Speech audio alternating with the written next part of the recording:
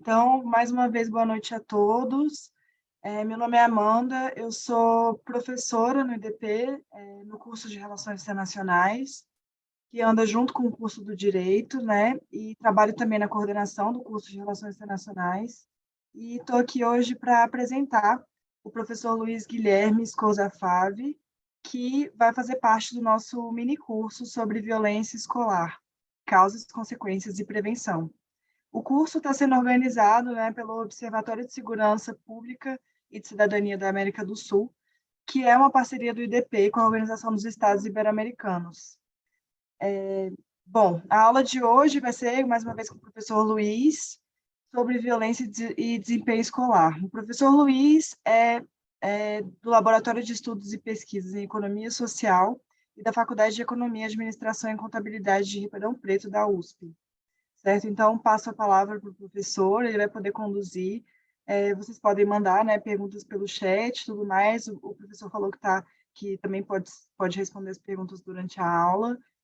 Fiquem à vontade e quem quiser, né, e puder ligar a câmera, fica uma recomendação de ligar, porque é sempre bom ver, né, com o que a gente está falando. Sempre ajuda, sempre torna a dinâmica um pouco melhor. E boa aula. Vou passar a palavra para o professor Luiz. Oi, Amanda, muito obrigado. Queria dar boa noite a todos e a todas. Prazer estar aqui conversando um pouquinho com vocês, nesse mini curso que, enfim, trata de uma temática que eu acho que ela é bastante importante e acaba sendo relativamente pouco, vamos dizer assim, levada em consideração, valorizada no debate, né, para a gente tentar solucionar os problemas de violência. E os reflexos que ele tem na escola, né? Então, acho que é uma satisfação bem grande estar aqui com vocês, né? Como a Amanda falou, vocês podem ficar muito à vontade aí para me interromper, fazer perguntas, seja pelo chat ou seja abrindo o microfone. Fiquem bastante à vontade, tá bom? Eu vou compartilhar aqui minha tela, uma apresentaçãozinha que eu preparei, para a gente poder começar. Deixa eu só ir aqui quando...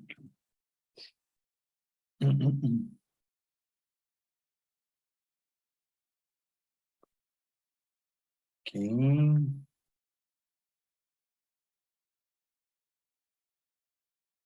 Então, vamos lá. Vocês estão vendo minha tela? Se eu consigo sair de... Acho que é isso aqui, será? Acho que é aqui que eu... Não quero ver vocês. Acho que é a raiz disso aqui. Pronto. Ok. Então, o tema do curso hoje é violência e desempenho escolar. Antes de eu sair falando aqui já a respeito do assunto, eu vou me apresentar com um pouco mais de detalhe, falar um pouquinho do LEPS, né, que é o laboratório, né, que eu trabalho. Deixa eu só ver aqui como que eu não estou aparecendo aqui. Pronto. O LEPS, né, deixa eu só tirar aqui para não ficar...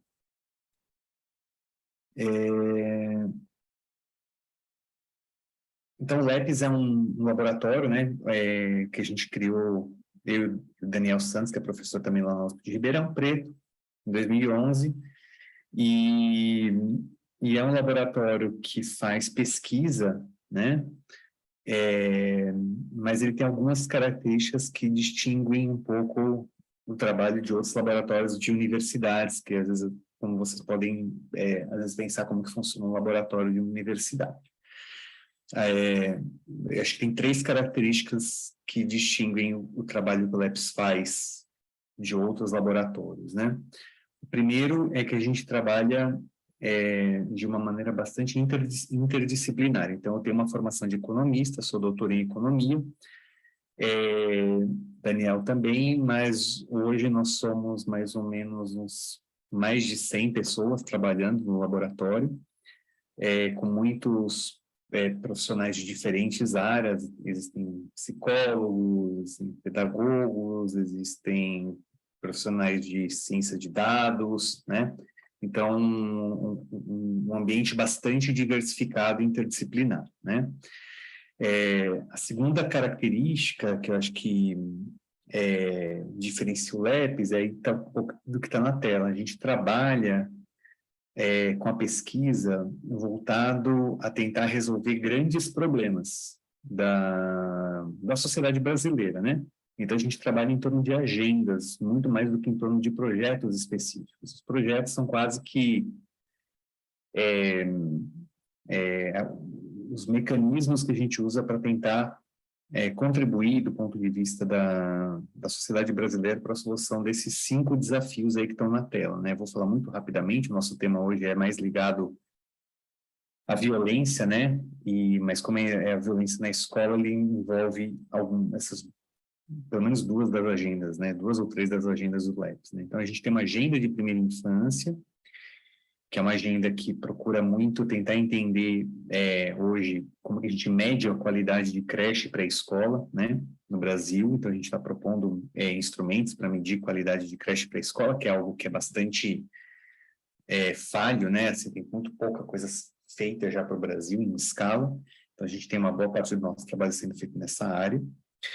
Temos uma agenda de desenvolvimento integral, que começou como uma agenda de desenvolvimento socioemocional em ambiente escolar, e hoje ela tem migrado para uma agenda exatamente da gente tentar estabelecer, né, um conceito de desenvolvimento integral, né, dos indivíduos, especialmente dos estudantes, como a gente mede isso, intervenções que consigam trabalhar o desenvolvimento integral dos adolescentes, que obviamente também tem ligação com a questão de violência, né? Especialmente com a violência que acontece também no ambiente escolar, né? De gestão escolar e educacional, que tenta entender como que o sistema de ensino funciona, como que a gente organiza melhor e dá mais coerência para todas vamos dizer assim, as partes de um sistema de ensino. Então, como que eu organizo, por exemplo, a avaliação escolar, com a formação de professores, com o currículo, né? Então, como que todas essas partes, elas muitas vezes parece meio óbvio que deveriam ser coerentes entre si, mas o que a gente vê na prática é que não é.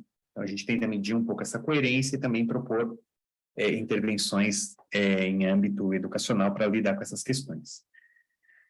Depois a gente tem uma agenda de transição de escola para o trabalho, que é exatamente tentar entender quais são as competências necessárias, né, para o jovem se inserir com qualidade no mercado de trabalho, para ele se realizar no mercado de trabalho, para ele conseguir ter essa transição sendo feita da melhor maneira possível.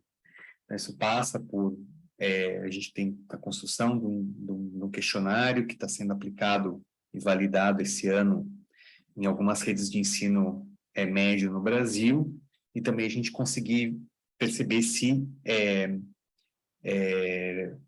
primeiro, como que essa transição ela é feita, e depois o que as escolas no ensino médio elas podem fazer para que elas consigam também trabalhar habilidades e competências que ajudem o jovem nessa transição. Então, é um pouco dessa agenda de transição escola-trabalho, que é a agenda mais recente do LEPS.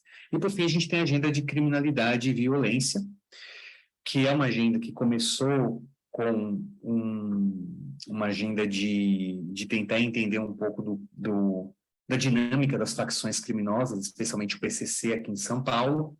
Então, meus primeiros trabalhos nessa agenda foram tentar entender um pouco a dinâmica de homicídios e tráfico de drogas aqui no estado de São Paulo, e tentando entender o papel do surgimento, crescimento, consolidação do PCC como facção hegemônica aqui no estado de São Paulo, e como que isso exerce um papel, né, juntamente com o próprio processo de expansão do sistema prisional no estado, como que isso também acaba quase como um efeito colateral facilitando, entre aspas, um pouco desse processo de expansão e consolidação do PCC.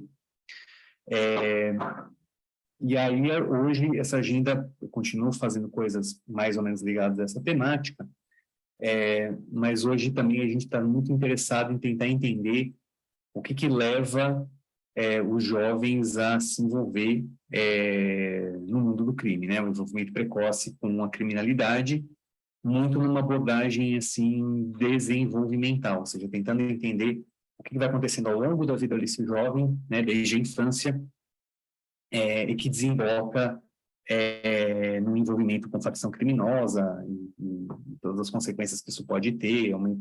Muitos desses jovens aí acabam também cometendo crimes, sendo vítimas também de homicídio, e então tem todo um custo enorme aí, né, para a sociedade com relação a essa questão. Então a gente tem alguns trabalhos que também a gente tem tentado hoje, que acho que é uma vertente um pouco dessa problemática da violência e da criminalidade, que também é relativamente pouco explorada, né? Então a gente acaba colocando um pouco do nosso esforço de pesquisa nessa direção, né? E aí um pouco do que eu vou trazer aqui hoje para vocês mistura um pouco resultados de pesquisas próprias que nós temos feitos no LEPES, muitas vezes em parceria com outros grupos de pesquisa, com outros pesquisadores, e também alguma coisa que não são pesquisas feitas diretamente pela gente, mas que endereçam, né, a temática aqui da nossa aula, né? Então, eu vou trazer um pouco disso, fazer uma mistura, porque eu acho que daí fica uma questão interessante. Então, vocês fiquem à vontade aí vou entrar agora aí para valer na temática, e vocês podem me interromper, se tiver alguma dúvida, alguma questão, vocês fiquem bastante à vontade aí, tá bom? Ok, então, deixa eu passar aqui para a próxima. Eu passo o slide aqui.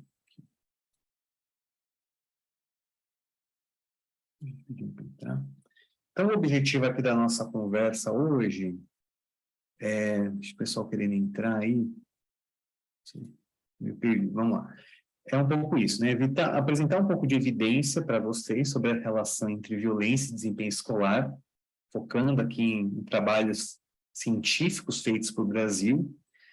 Já vamos dando um spoiler, né? Então, a gente tem evidências bastante robustas de que tanto os dois tipos de violência que eu vou enfocar aqui hoje, que é a violência que acontece no entorno das escolas, ou seja, não uma violência necessariamente ligada a questões escolares, né? Mas a violência da comunidade, a violência cotidiana do nosso dia a dia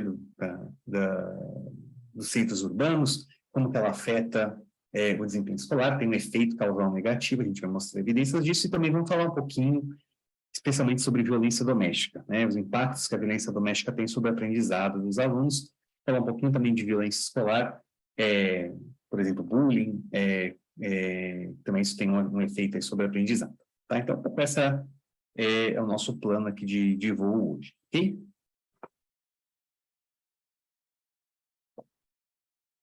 A primeira coisa que eu vou mostrar para vocês, vou clicar aqui para ele para frente, é um pouco da questão da violência no entorno da escola, né?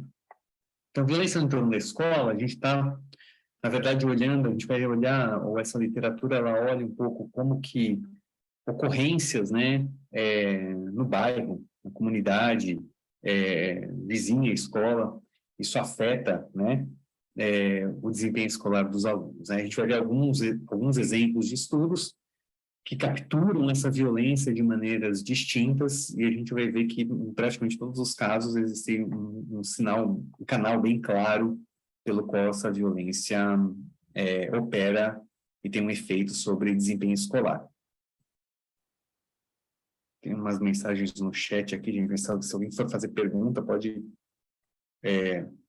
trazer. Bom, primeiro ponto para destacar para vocês é um ponto mais metodológico, tá?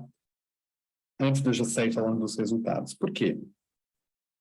Porque é relativamente fácil estabelecer correlação entre ocorrência de episódios de violência e desempenho escolar, né?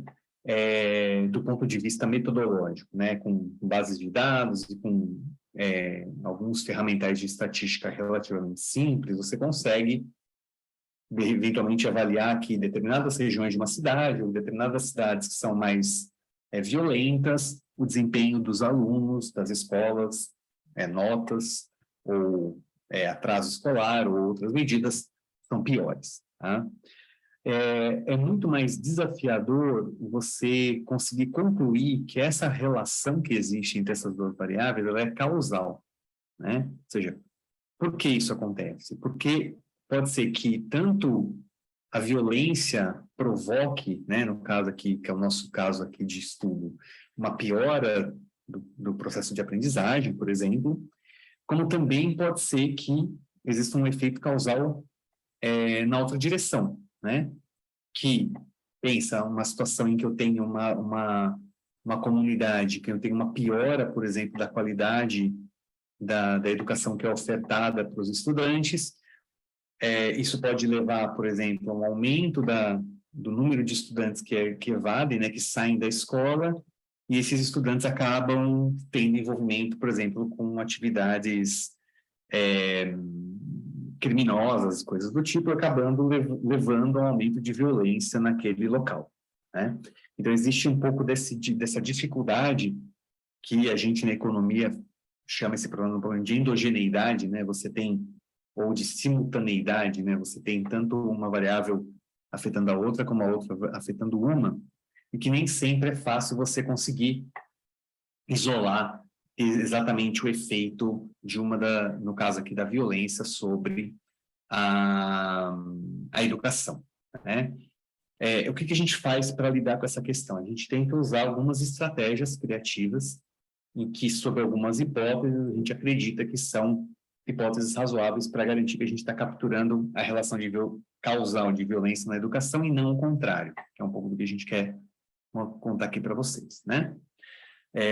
Por exemplo, a gente faz o que a gente chama de quase experimentos. A gente usa situações ou constrói situações, ou aproveita situações da realidade e usa essas situações para simular o que seria uma situação que a gente teria de um experimento, né? Experimento é um pouco do que a gente vivenciou aqui.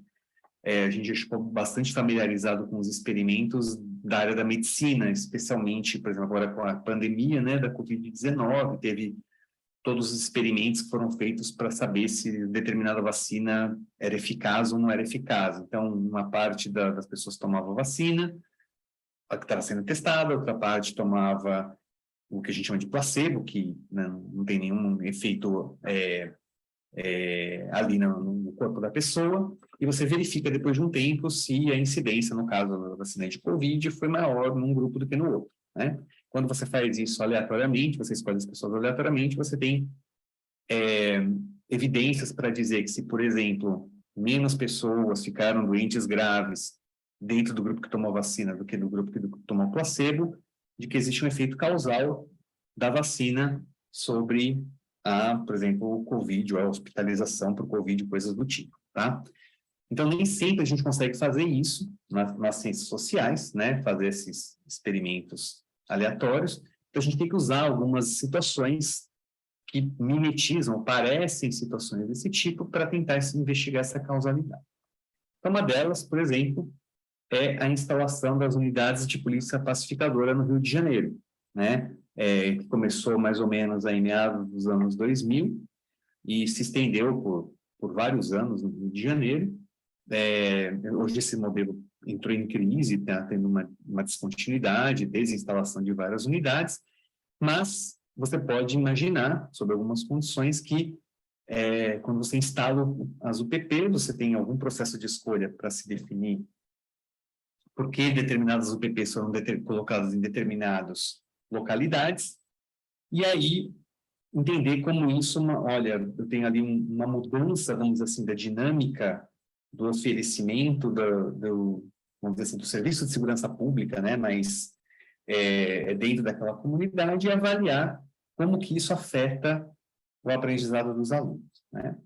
Então, isso a gente, por exemplo, eu com o Wander, que foi um ex-aluno de doutorado meu, que já defendeu, a gente avaliou, né, o efeito da instalação das UPPs no Rio de Janeiro, tanto nas áreas diretamente afetadas pelo UPP, então, se a UPP está numa determinada favela, a gente olha o que acontece com as escolas, né, exatamente nessa área. Isso tem outros trabalhos que também fazem, tá? Não só a gente faz, outros trabalhos já fazem. Uma inovação do nosso trabalho é que a gente também olha o que acontece em outras áreas vizinhas, né? São exatamente vizinhas geográficas, mas o que acontece com a instalação das UPPs, uma parte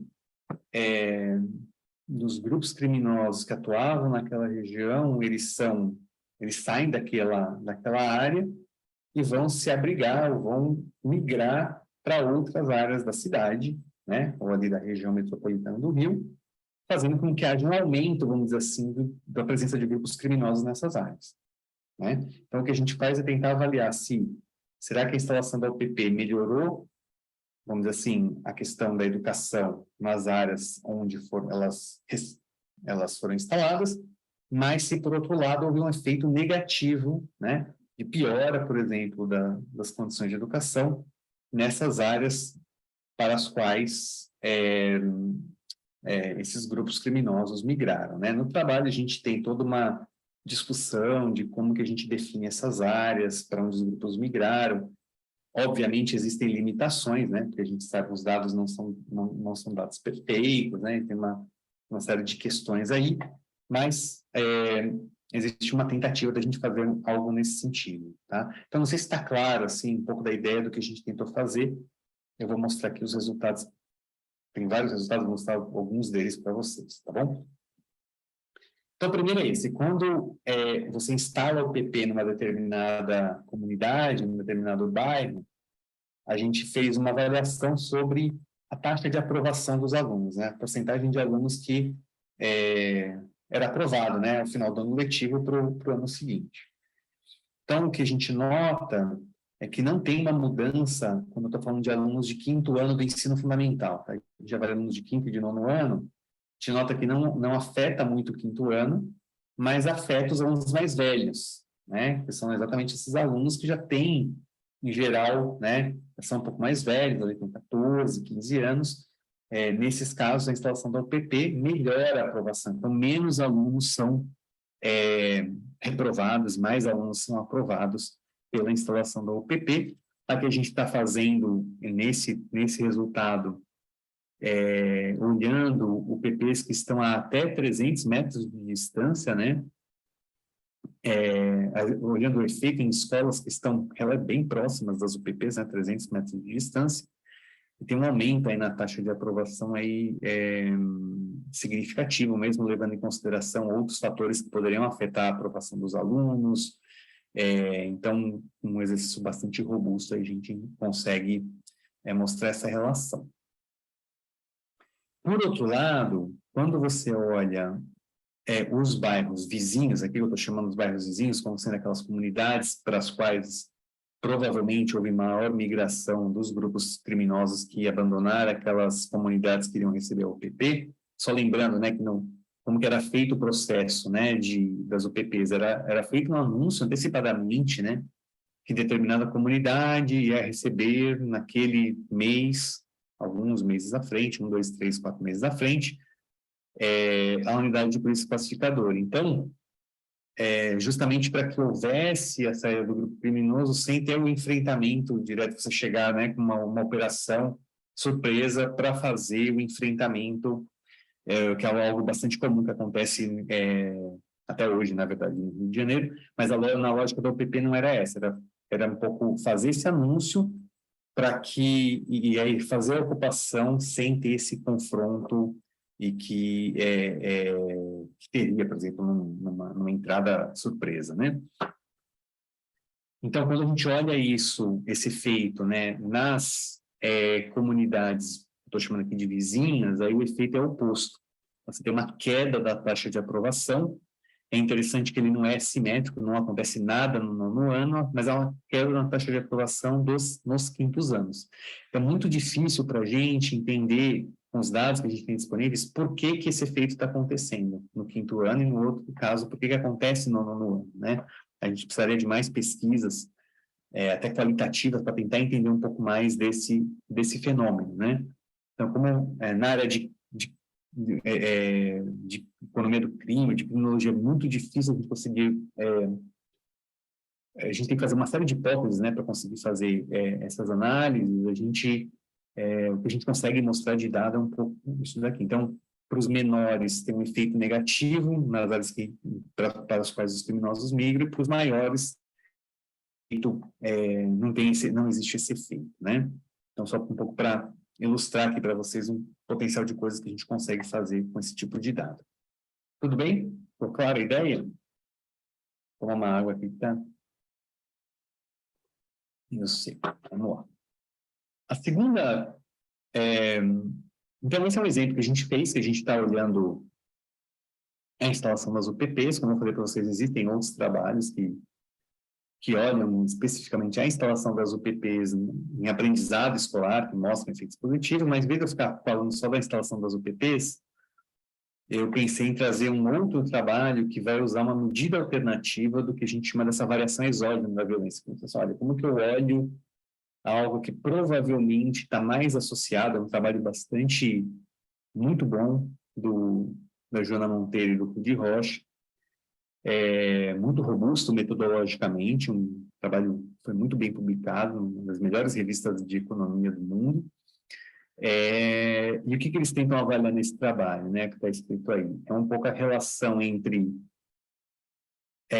o número de dias em que houve conflitos armados, tiroteios, né, especificamente nas favelas, onde as escolas estão localizadas, e se quanto mais dias ao longo de um ano houve tiroteios, e a gente sabe que nesses casos, muitas vezes, as aulas são suspensas, ou você suspende uma parte das aulas até que a situação se acalme, às vezes o professor não consegue chegar porque o acesso àquela escola fica difícil nesses dias, enfim, por uma série de questões, e eles vão discutir bastante isso no artigo deles, a existência desses conflitos, seja ou porque tem uma operação policial naquele dia, ou porque existe um conflito entre facções rivais naquele território, tá? O fato é que, havendo esses conflitos, eles queriam saber se isso tem um impacto, né, causal, leva a um menor aprendizado dos alunos, exatamente porque você, enfim, está expondo os estudantes, eles também vão discutir no artigo, uma situação de estresse, uma situação em que realmente você não tem, vamos dizer assim, cabeça ali para estar pensando naquele conteúdo que vai estar sendo apresentado, e quando isso acontece com recorrência, também isso tem, do ponto de vista, vamos dizer assim, biológico, sim, efeitos, né, no próprio processo de aprendizado a longo prazo dos alunos, né? Então, eles também vão avaliar não somente se o número de dias, mas também se a distância da escola ao tiroteio, ou aonde o tiroteio foi reportado, né? Porque aqui eles usam resultados, né? Tanto de aplicativos, né? De que você pode entrar ali e reportar houve um tiroteio em determinada região. Eles conseguem fazer um pouco dessa mensuração de distância para ver se isso tem relação com o aprendizado dos alunos, tá? Também usando dados do Rio de Janeiro. Peguei 2 gráficos do trabalho deles, que importa para a gente essa linha preta aqui com as bolinhas, né, que é a estimativa deles, e as outras linhas são os intervalos de confiança, né. Mas o que mostra aqui nesse gráfico, né? Quanto aqui no eixo X eu tenho o número de dias em que teve, né, tiroteio, né? Então, quanto mais dias eu tenho tiroteio naquela comunidade, maior é o efeito negativo aqui sobre o aprendizado em matemática, né? O 0 está aqui, então, como está tudo aqui no eixo Y abaixo, tudo negativo aqui, significa que é um efeito negativo. Quando tem tiroteio, o efeito é negativo, e ali, pelo menos até 5 ou mais dias, ali um efeito que é bastante considerável, né? Ele está medido em desvios padrão, aí, 0,10 desvio padrão já é um efeito bastante razoável em termos metodológicos, estatísticos, a gente mensurar um pouco a importância desse efeito, tá? Eles também medem aqui, também em matemática, tá? Só trouxe para ilustrar também exatamente a distância entre a escola e a favela onde aconteceu aquele tiroteio. E aí eles mostram também que quanto mais perto, né? Então, quanto mais perto da escola, que 250 metros, né? Se eu venho da direita para a esquerda, né? Quanto mais perto, mais negativo o efeito. Quanto mais longe, se eu estou a 750 metros, o efeito já é meio que nulo, tá? Então, você tem alguma evidência também mostrando aqui que você tem uma relação entre a distância e o efeito negativo na nota, né?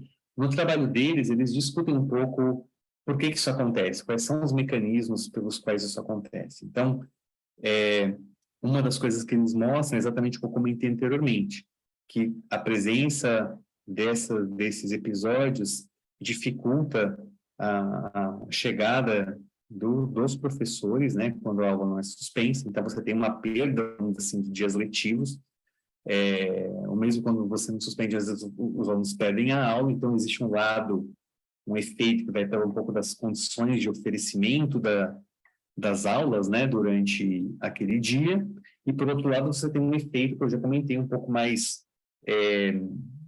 psicológico, psicobiológico no próprio aluno, né, que as suas condições psicológicas ficam afetadas por esse envolvimento constante de estar vivendo num ambiente onde, na verdade, você sabe que a qualquer momento você pode ser vítima de uma bala perdida. Se você tem uma frequência grande, mesmo que você não esteja diretamente envolvido num conflito desse, você vai ter mais chance de você ser vítima de uma bala perdida. Então, essa constante, né, exposição a esse pensamento, esse risco, gera um processo de estresse tóxico que pode ter consequências mais a médio e longo prazo no seu processo de aprendizagem. Então, também é uma evidência bastante robusta que eles trazem dessa questão, né? Existe um trabalho bem recente também, que também foi muito bem publicado, do Koppensteiner, que é um pesquisador, acho que ele é inglês, da Lívia Menezes. A Lívia, ela é brasileira, fez doutorado com ele lá na Inglaterra, hoje está dando aula na Inglaterra. Também publicaram muito bem o trabalho deles, e eles conseguiram, há muitos anos atrás, hoje a gente não consegue mais ter acesso a esses dados, infelizmente, mas eles conseguiram dados aqui de São Paulo, né, junto à Secretaria de Educação, em que eles sabem o endereço dos estudantes, e eles sabem também onde qual é a escola que esses estudantes estudam. Então, eles sabem qual é o trajeto que os estudantes fazem, eles sabem se o estudante vai de carro, vai a pé para a escola, e eles também sabem, porque eles conseguiram os dados georreferenciados, né, junto à Secretaria de Segurança Pública, aonde os homicídios aconteceram durante o período de análise deles, tá? Então, o que eles vão tentar analisar? Será que aqueles estudantes que têm um caminho, um trajeto da sua casa até a sua escola, se nesse trajeto tem mais homicídios, o desempenho escolar em provas, que não são as provas aplicadas pelo professor, são provas padronizadas, né, que são feitas iguais para todos os alunos, né, da rede, é menor, né? Então, é uma técnica bastante mais refinada, porque eu poderia ter, por exemplo, 2 alunos morando no mesmo bairro, mas que vêm por caminhos diferentes para a mesma escola, né? Se um deles vem por um caminho em que eu tenho maiores índices de homicídios acontecendo, eles conseguem mapear esses caminhos, eles mostram que esses alunos, em média, eles vão ter um pior desempenho, tanto em matemática, eu destaquei em vermelhinho, como em língua portuguesa, né? A diferença dos números quais são outros fatores que você está levando em consideração, além dos homicídios no trajeto. Então, essa coluna que eu estou destacando mostra que tem, claro, outros fatores afetam o desempenho escolar dos alunos. Por exemplo, o nível socioeconômico, a escolaridade dos pais, se os pais ajudam nos estudos, né? A própria infraestrutura da escola, né? Qual é a escola que ele estuda. Então, eles mostram que mesmo levando em consideração estudantes que têm tudo isso igual, né? Ou muito parecido, e o que difere entre eles é esse trajeto e o número de homicídios que acontecem no trajeto, esse fator tem um efeito causal em termos de reduzir a proficiência desses estudantes, tá? Você vê como são bases de dados bem grandes, mais de 600 mil estudantes, que eles conseguem fazer um trabalho bastante interessante, com uma abordagem um pouco diferente, também com dados de São Paulo, mostrando essa relação entre uma violência bastante grande, né? Um tipo de violência bastante grave, né, do homicídio, sobre o desempenho escolar, ok? Então, a gente olhou um pouco ali as UPPs como uma estratégia em que eu chego num território e tento mudar a configuração da ocupação territorial ali, que é o que eu fiz com o meu aluno. Vimos a questão dos tiroteios, que vai um pouco dessa percepção da violência no entorno, do medo, eventualmente, de eu ser vítima de uma bala perdida, e você tem uma medida bastante objetiva, que é uma das estatísticas criminais das mais utilizadas, que são os homicídios acontecendo num determinado caminho que eu faço da minha casa até a minha escola, né? Então, nos 3 casos, com diferentes medidas, a gente encontra as variáveis também são diferentes. Eu meço lá, por exemplo, aprovação, aquele da medida de proficiência em matemática, mas a gente mostra, então, aqui que tem efeitos negativos no desempenho escolar. Tudo bem? Deixa eu tirar esse negócio que vai ficar aparecendo aqui. Espera só um pouquinho. Pronto. Então, vamos ver o próximo. Nossa, eu não consigo passar aqui. Agora eu fico... Tá. Então, essa é a primeira parte da minha fala, que é um pouco dessa questão. Violência no entorno da escola. Vemos 3 exemplos de artigos que mostram claramente que tem uma influência bastante grande no desempenho escolar. Segunda parte, eu vou focar na questão da violência doméstica, né? Que acho que é um tema bastante espinhoso no Brasil, bastante mal resolvido, né? E também vou falar um pouquinho, talvez um tema que vocês... eu vi que nas outras aulas aí teve alguma questão de, talvez, as questões de habilidades socioemocionais. Eu vou falar um pouquinho disso, que acho que é bastante importante para entender um pouco do argumento que eu vou fazer aqui com vocês, tá? Então, peraí, só tirar de novo isso aqui. Ok. Então, vamos ver isso, o papel das habilidades socioemocionais na questão da relação entre violência doméstica e desempenho escolar. Não sei por que ele não vai. Deixa eu só dar um enter, se ele vai. Não. Foi. Aqui só para a gente dar um panorama, assim, algumas estatísticas sobre a questão de violência, especialmente de violência doméstica, tá? Então, você tem dados aí em nível mundial, né? Só para a gente ter uma ideia, não é um problema específico do Brasil, mas quase 1/4 das crianças no mundo, com pesquisas feitas Unesco, né? Relatam sofrer algum abuso físico um ano antes da pesquisa, e mais de 1/3 relatam um abuso psicológico, né?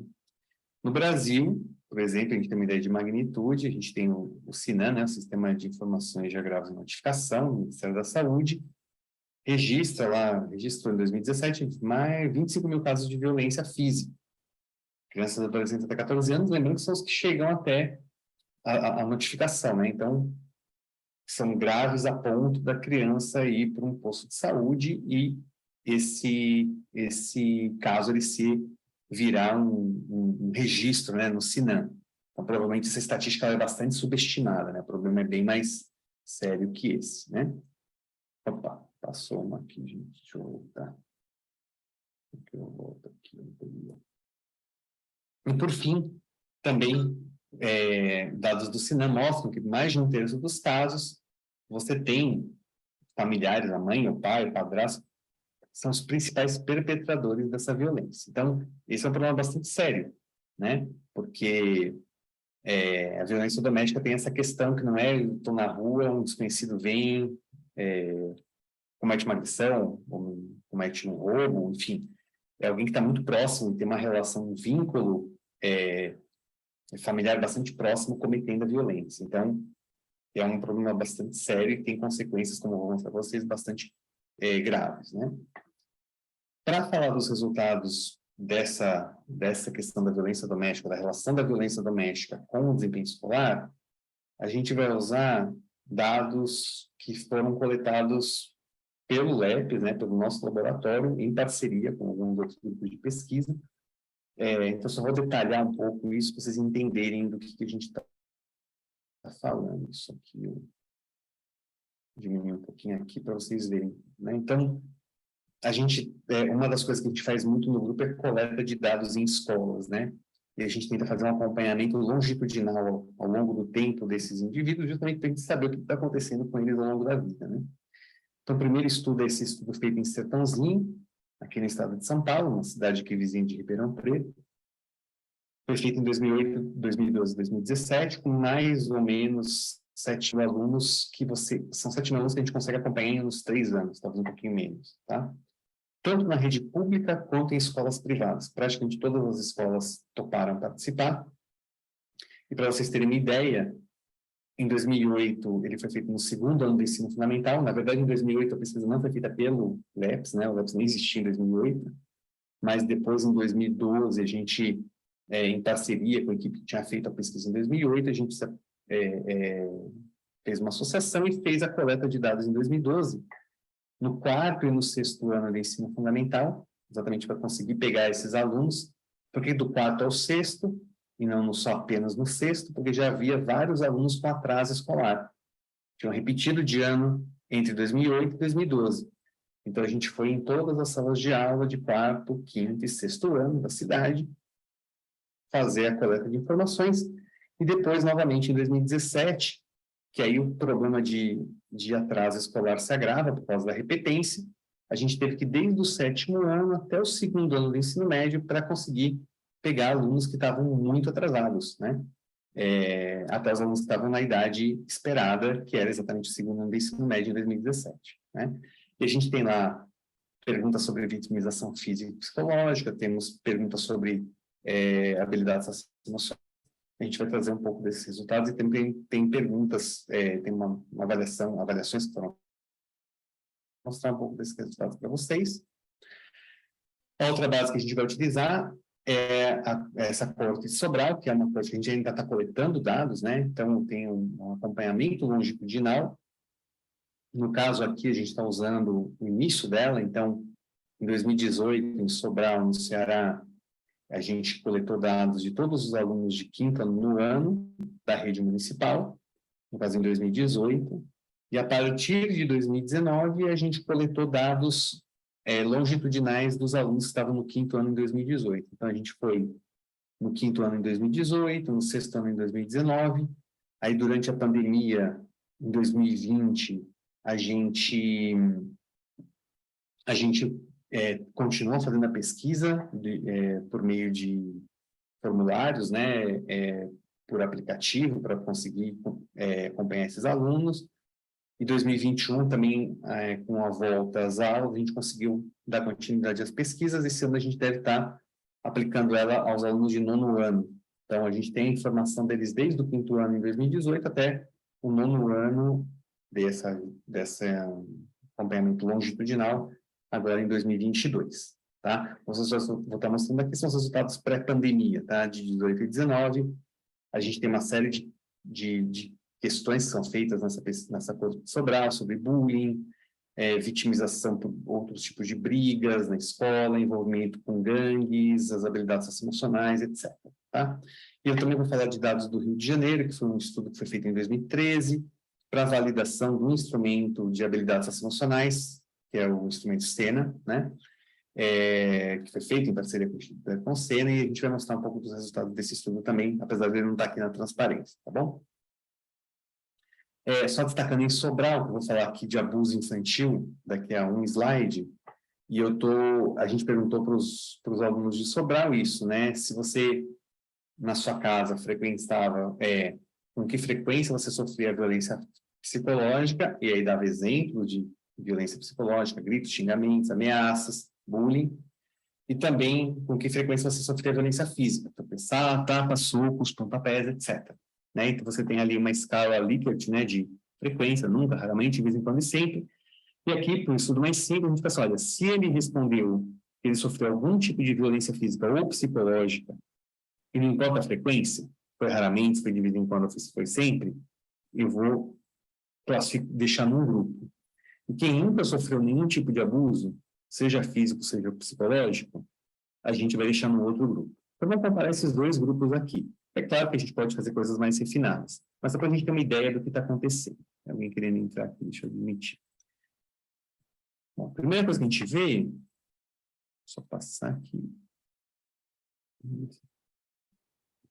É isso aqui. Então, a gente avalia ali 5 habilidades socioemocionais, A primeira ali, a BERT, ali, é a abertura ao novo, quanto a pessoa é aberta a novas experiências. Então, existe alguma diferença, né? Então, quem sofre abuso infantil tem menos dessa habilidade socioemocional do que quem não sofre, mas as diferenças não são muito grandes, né? Abertura ao novo. Essa segunda consciência, o que os psicólogos chamam de conscienciosidade ou autogestão, é um pouco da sua capacidade de se organizar, de se manter focado numa tarefa, de conseguir planejar suas atividades, por exemplo, num dia e realizá-las, né? De você conseguir entregar um trabalho no prazo, seja um trabalho escolar, seja um trabalho qualquer, enfim. É um pouco do que está contido aí na conscienciosidade, e você percebe que existe uma diferença bastante grande dos estudantes, né, que sofrem algum tipo de violência física e psicológica, tem um nível dessa habilidade socioemocional bastante menor do que aqueles que não sofrem, né? A maior diferença que existe é nessa dimensão. Por outro lado, em termos de extroversão, né, que é a minha capacidade de conseguir me colocar numa situação, de contestar alguém que tem uma opinião diferente da minha, enfim, não existe muita diferença, não vou gastar muito tempo com isso aqui. A amabilidade, existe uma diferença grande. A amabilidade de respeito por exemplo, eu conseguir confiar nas pessoas, eu conseguir me colocar no lugar do outro, eu me importar com uma outra pessoa quando acontece alguma coisa de ruim para ela. Então, são todas características de quem tem maior amabilidade. E aqui você percebe que quem sofre violência acaba tendo mais dificuldade de desenvolver essas habilidades, né, da amabilidade. E, por fim, a estabilidade emocional, né? Que é isso? O que é estabilidade emocional? É você conseguir, por exemplo, não ser aquele cara pavio curto que por qualquer coisa você já estoura, né? Então, se você é provocado, você não vai, né, revidar ali sem pensar, né? Você vai pensar 2 vezes antes de ter uma atitude agressiva, por exemplo, em relação às pessoas, né? Ou se você também é uma pessoa, ele tem uma característica também muito relacionada a própria, vamos dizer assim, acontece alguma coisa de errado com você, você já fica muito triste, tende a ter uma baixa autoestima, fica muito chateado, tende a ter um comportamento mais depressivo, né? Ou você fica mais ansioso perante as situações. Então, todas as características de quem tem baixa estabilidade emocional, aquele cara pavio curto, aquele cara muito ansioso, aquele cara que tende a ser mais depressivo, tem baixa estabilidade emocional, e são todas características que estão associadas com sofrer violência, né? Então, os estudantes que reportaram sofrer abuso infantil, né, violência físico-psicológica, em algum grau, têm um nível de estabilidade emocional muito menor do que aqueles que não sofreram, tá? Então, acho que essa é a primeira coisa que eu queria trazer para vocês, que existe, provavelmente, o desenvolvimento dessas competências socioemocionais é um dos principais canais pelos quais a violência doméstica afeta o aprendizado. Aqui eu estou trazendo dados do Rio justamente para mostrar para vocês isso, né, que existe uma relação entre essas habilidades socioemocionais e o aprendizado, no caso aqui em matemática, né? Então, por exemplo, aqui a abertura, fica muito claro isso, né? Quanto mais aqui para a direita, né, começa com uma barrinha azul escura, são os alunos, os estudantes que tinham os menores níveis de abertura. Eles vão pior em matemática. Em amarelinho, eles já estão um pouquinho melhor em abertura, estão um pouquinho melhor em matemática. Em verdinho, um pouquinho melhor ainda em abertura, melhor ainda em matemática. E o azul claro, os alunos com os maiores níveis de abertura também são os que estão com maiores níveis de matemática. A mesma coisa se repete para a autogestão, é isso que eu queria chamar, porque a autogestão a gente viu no slide anterior, que é muito relacionado com o abuso, né? O engajamento, a extroversão ali não tem tanta relação, como ali também não tem muita relação com o abuso, a amabilidade tem, né? Também tem aqui não tão forte ali como a autogestão, mas também quem tem baixos níveis de amabilidade, o azul escuro aqui, essa barrinha aqui embaixo, esse aluno também, normalmente ele vai ter um menor nível de aprendizado, né? E a resiliência emocional também. Então, mas para ilustrar, isso acontece para matemática, isso acontece também para português, de modo geral. Então, a autogestão aqui aparece novamente, a amabilidade, essa coisa aparece. Então, nota que quem tem baixos níveis de habilidade, tem baixos níveis de autogestão, também de abertura, né? Mas tem uma pontuação média, né, dessas competências socioemocionais, né? Acaba tendo uma uma nota de português bastante baixa, certo? Então, existe uma relação bastante clara das duas coisas. Se eu olhar em Sertãozinho 2012, hoje é uma outra base de dados, aquela que a gente coletou em 2012 em Sertãozinho, com alunos que estavam do 4º ao 6º ano, o que a gente encontra é uma coisa mais ou menos parecida, né? Uma relação aqui entre amabilidade e nota, uma relação aqui também bastante forte entre autogestão ou a conscienciosidade, né? Os nomes vão mudando às vezes assim, mas um pouco a ideia é a mesma, mostrando que então existe provavelmente um canal de desenvolvimento socioemocional, né? Pelo qual o abuso infantil acaba levando a um pior aprendizado de português e de matemática, tá? E lá em Sertãozinho, a gente também mostrou que essa relação, né, da exposição, a gente também de exposição à violência, aqui especificamente à violência física, a gente tenta mostrar qual é o efeito disso basicamente na chance de você repetir de ano, né, na chance de você acabar tendo atraso escolar. E aqui a gente mostra que não é o efeito da violência física na chance do repetir de ano não é o mesmo para todos os alunos, para todos os estudantes. Alunos que têm baixa conscienciosidade, esse efeito é maior, né? Ou seja, os alunos que já têm baixa conscienciosidade, o efeito é maior. Quanto maior é o nível de conscienciosidade dos alunos, menor vai ser esse efeito da violência física. Porque é isso, ele sofre a violência, a gente viu que isso tem alguma relação com o próprio nível da conscienciosidade, então se eu era uma pessoa super organizada, planejada, mesmo sofrendo violência física, eu consigo lidar melhor com a situação, o impacto disso no desempenho escolar vai ser menor do que se eu já sou uma pessoa que tem dificuldades de me organizar, de me planejar, né, que são coisas que a gente precisa para estudar, né, para aprender. Aí eu sofro violência física, isso me prejudica mais ainda e me leva a ter uma piora do meu desempenho escolar. Então, para ilustrar um pouco também aqui esse resultado. Então, conclusão, né, para abrir também um pouco para suas dúvidas, questionamentos, enfim, um pouco isso, né, exposição a esses ambientes violentos, né, seja no entorno, seja em casa, levam a situações de estresse tóxico, geralmente, né, pode ter situações de estresse pós-traumático também, mas que levam ao prejuízo no desenvolvimento das habilidades socioemocionais dos estudantes. E leva a pioras de diversos indicadores que a gente comentou aqui com vocês hoje, né? Sejam indicadores de proficiência escolar, notas de português e matemática, sejam chamados indicadores de fluxo, né? Repetência, coisa dessa natureza, atraso, né? Então, é uma evidência bastante robusta, com vários estudos, aí eu mostrei para vocês vários estudos que mostram isso, termina um pouco com esse ponto de atenção, né, que a gente tem muito pouca política pública estruturada, né, você tem algumas iniciativas pontuais para tentar lidar com esse problema, os impactos da violência doméstica, né, o impacto que isso tem, né, sobre os estudantes, né, da própria violência escolar, que a gente nem vai falar aqui hoje, bullying, por exemplo, no tempo, vai estar muito corrido, e da própria violência, né, nas comunidades, no entorno das escolas, como isso tem um efeito meio que de longo prazo, né, então, no fundo, a gente tem um efeito que normalmente a gente está muito preocupado, que é a questão de se resolver aquela situação específica, né, por exemplo, de um confronto entre facções no Morro do Rio, por exemplo, mas esse tipo de situação recorrente, ela acaba tendo um efeito mais de longo prazo aí, negativo no desempenho escolar dos estudantes, tá bom?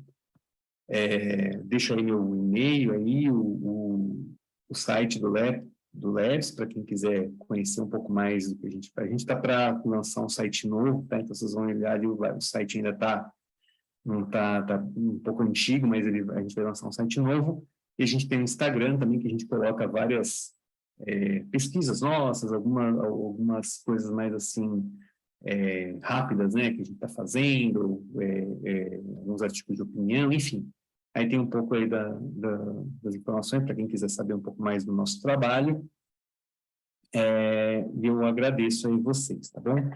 Vou parar de compartilhar aqui e, enfim, abrir aí para comentários, perguntas. Não sei se tem no chat, tem alguma coisa aqui. Se alguém quiser comentar, o Major Cunha colocou um comentário aqui, mas se quiser vamos dizer assim, verbalizar, fica à vontade, Major.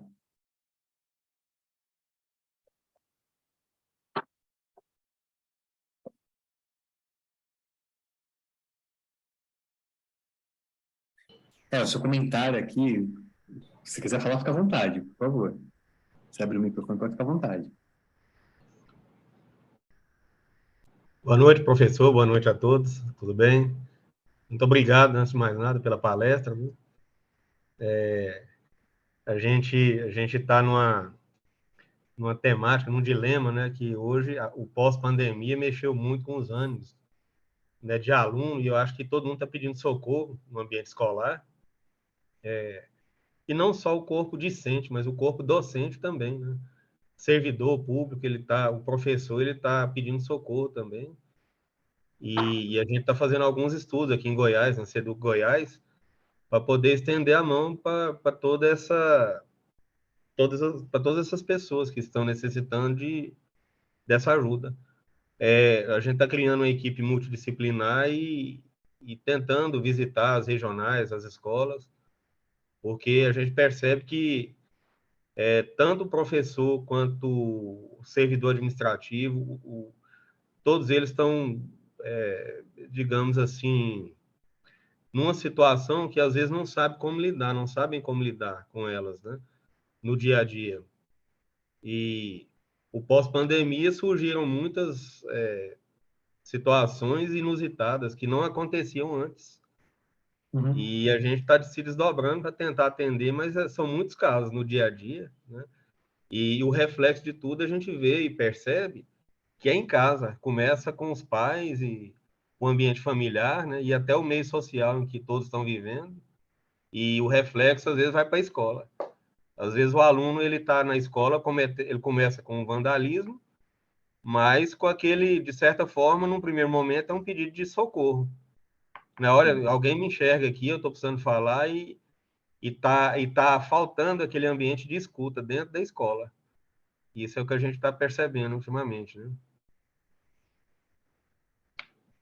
É verdade, viu, Major? Assim, legal saber da iniciativa que vocês estão desenvolvendo em Goiás, porque uma das coisas que a gente também tem feito no grupo, na verdade, a gente começou a fazer isso antes da pandemia, inclusive, foi pegar uma experiência piloto, começou numa escola de Sobral, chama Eu Posso Te Ouvir, e é uma estratégia intersetorial de atuação dentro da escola, que traz para dentro da escola os profissionais da saúde e da assistência social, e faz capacitação com todos esses profissionais, primeiro em escutativa, né, para que o professor seja capacitado em saber escutar o aluno, né?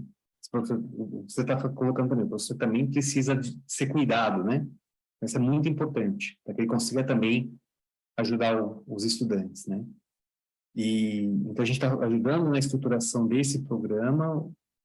Agora, no pós-pandemia, nós estamos levando ele como piloto para 11 escolas de 6 municípios diferentes, em diferentes regiões do país, justamente para perceber como que o programa funciona em diferentes contextos, né? Se ele é adaptável ou não.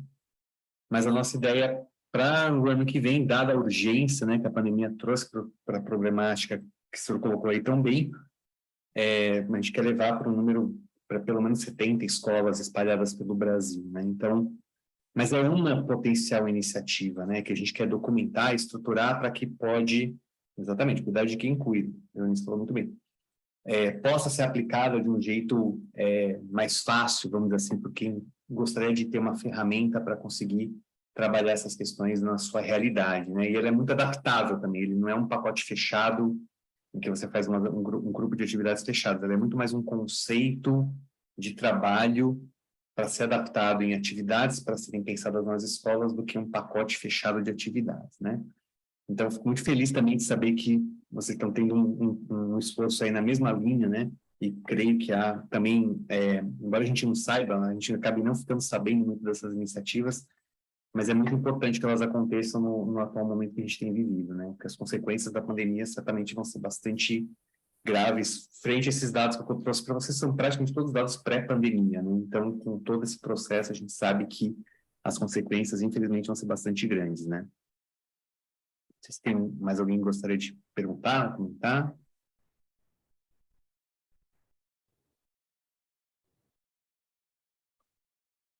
Uma questão?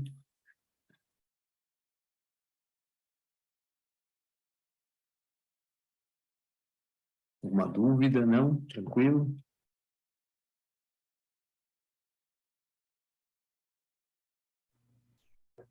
Assim, boa noite. Oi, Luísa, boa noite. Sou Luísa, assistente social na Rede Cidadã, Cuiabá, Mato Grosso, né?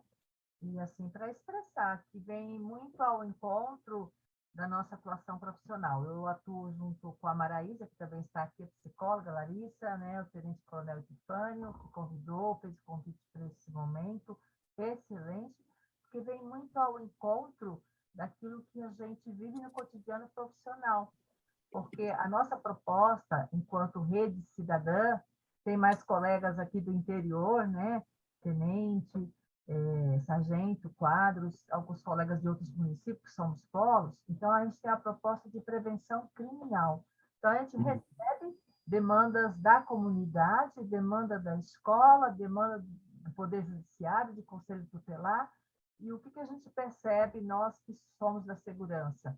De que existe mesmo esse gargalo na comunidade escolar. Isto é, a família não apropria do cuidar. A direção da escola é aquilo que o colega disse, de Goiás disse, que a direção, os professores estão adoecidos, porque são situações que chegam por meio dessas crianças, são problemáticas, que foge da competência, às vezes, da escola resolver, né? E aí, ontem, a gente ouviu muito falar da rede intersetorial, a importância de nós trabalharmos de forma intersetorial para não adoecermos, porque tem situação que não é competência da educação, mas a educação pode, sim, acionar a justiça, acionar a segurança pública. Não é competência nossa, mas a gente pode fazer isso. Então, assim, eu quero dizer, professor, de muito excelente a sua fala, quando o senhor fala, a gente percebe isso. A criança que ela mora num bairro de alta criminalidade e violência, ou no ambiente familiar desprovido mesmo do cuidado, de vulnerabilidade, ela tende a ter notas baixas e ter baixa estima, né? A gente tem observado isso. Muito gratidão mesmo por expressar aí de forma teórica e como pesquisador aquilo que a gente vivencia aqui na ponta no dia a dia. Não, obrigado, Luísa. É o que a gente sempre fala, né? É importante porque quando a pesquisa valida essa percepção de quem está na ponta, né, isso é muito importante, né? Porque sempre você pode ficar assim, mas é porque é num determinado lugar, é porque é uma percepção de alguém que tem uma determinada, né, visão. E aí, quando você tem esse olhar um pouco mais afastado, você realmente percebe a dimensão do problema e deixa claro o tamanho que ele tem, né? E aí fica mais claro a importância que a gente deveria, que eu acho, assim, para mim, uma das coisas, assim, que mais, assim, eu acho que são urgentes para se resolver no Brasil é essa questão da violência doméstica. E a gente percebe claramente que isso não é uma prioridade do ponto de vista da sociedade, né? Quer dizer, se sai uma pesquisa de que 35% das mulheres já foram vítimas de abuso sexual alguma vez na vida, no dia seguinte ninguém mais fala do assunto, né? Quer dizer, a gente tem que falar mais disso para que a gente desperte como sociedade para as consequências que todos esses problemas vão ter a longo prazo na vida das pessoas, né? A gente está focando aqui no aprendizado, né, nessa aula, mas tem uma série de outras consequências, né? Acho que isso é muito importante destacar, mas muito obrigado, Luísa, pelo seu comentário. Realmente. Se tem mais alguém, a gente já está...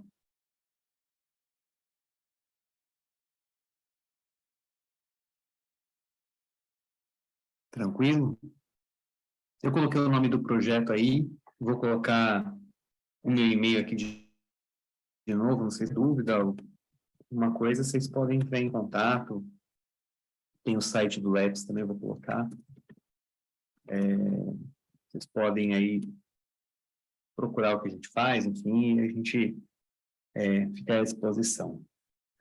Mais alguém gostaria de fazer algum comentário, uma pergunta? Tranquilo? Tá bom, gente. Então, desejo agradecer aí a participação de todos, desejar aí uma boa noite aí, boa continuidade aí dos estudos, do trabalho de vocês aí na função de cada um, e vamos nos encontrando aí por aí, tá bom? Grande abraço aí a todos.